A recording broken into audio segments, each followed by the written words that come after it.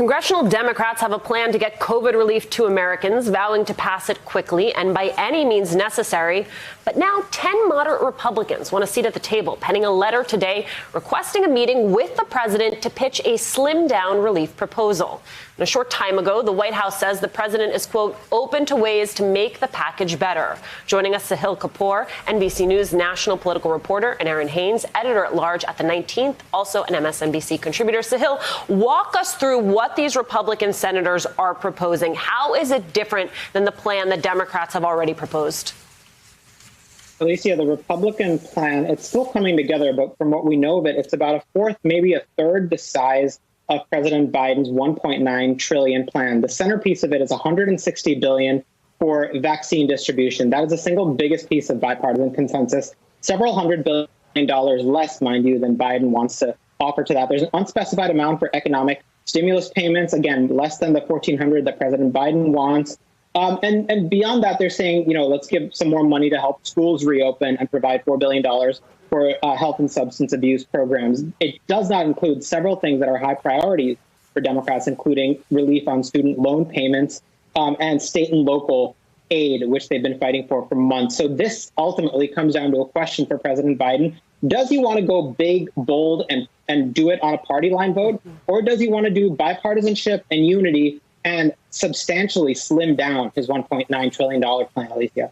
Aaron, your thoughts, your sense of where Democrats are? Well, I mean, certainly the Biden-Harris administration has been talking a lot about unity as they have come into office, but they've also been stressing and emphasizing equity, and particularly equity around historic systemic racism that a lot of the people that were part of the coalition that got them elected voted for them to address, and not in an incremental way, but in a huge way. And so we know, that the folks that are being confirmed and folks that are already in the administration are touting the $1.9 trillion package as one that would benefit women and people of color, something that we've reported over at 19thnews.org, that would address issues from child care to food insecurity to rental assistance, the types of things that really were exposed during this pandemic, but were present long before the pandemic happened, particularly for women and for people of color. And so I think those constituencies in particular are looking for real relief that addresses the disproportionate impact that this impact has had on them. Sahil, on Thursday, Vice President Harris did interviews with local news stations in West Virginia, in Arizona, to talk about the relief plan. That did not sit so well, it seems, with Senator Joe Manchin pushing for the White House to cut a deal with Republicans like the one that we're hearing about now. I want you to take a listen to what Manchin said about that interview. I saw it. I couldn't believe it. No one called me. We're going to try to find a bipartisan pathway forward. I think we need to, but we need to work together. That's not a way of working together, what was done. If a person's making $250,000 or $300,000, I don't think they're in much as need as a person making 40 or 50. Sahil, can you give us your sense of the administration's calculus in deploying Vice President Harris and then the response that they got there from Manchin? Yeah, the administration's thinking seemed to be that she was going to do some local interviews in key states of fence-sitting senators and try to drum up support, make it easier for those senators to support the bill. But in the case of Joe Manchin, it clearly backfired. Manchin does not like being pressured from the left. He's not conducive to that. It doesn't move him.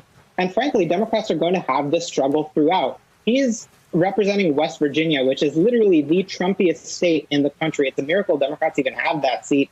And he won his last Democratic primary by about 40 points. He is the 50th vote to get much of anything done in the Senate. And from the sources I've talked to, he's much more conducive to positive reinforcement than negative reinforcement. In other words, being convinced that a plan is good for West Virginia, and if outside groups maybe run ads and talk about how he's trying to work together, do some bipartisan things and deliver for the state, that's the kind of thing that he responds to. But this interview by Vice President Harris did appear to backfire, even though no doubt she has every right to do it. And she doesn't need anyone's permission to go to West Virginia and talk to people who are her constituents themselves. The question is how to win Joe Manchin. And this does not seem to be the way to do that.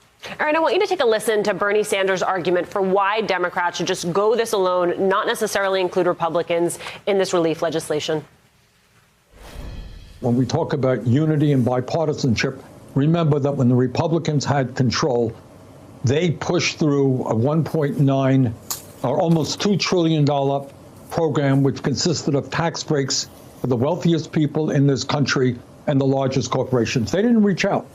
Second of all, they came within one vote of repealing the Affordable Care Act and throwing over 30 million Americans off of the health care that they have.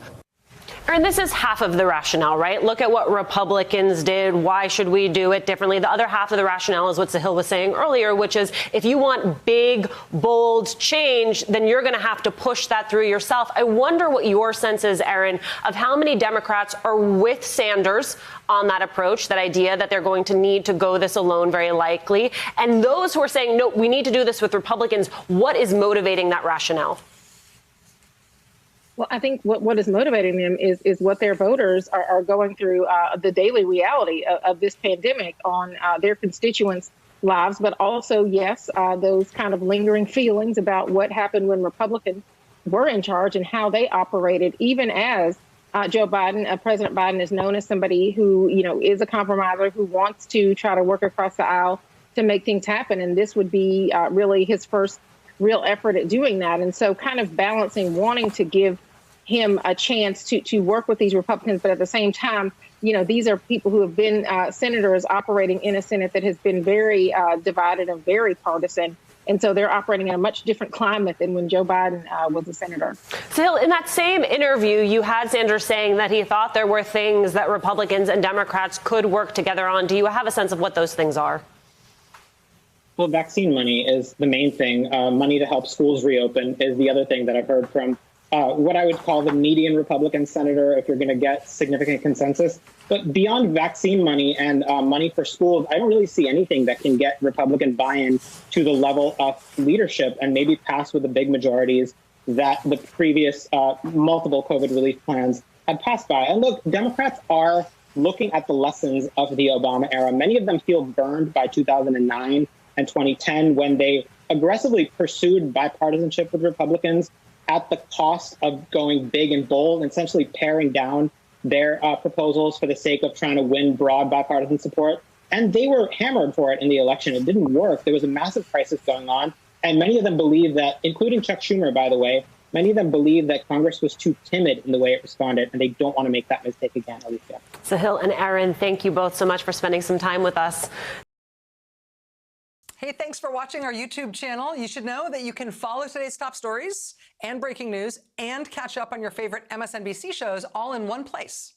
Download the NBC News app today.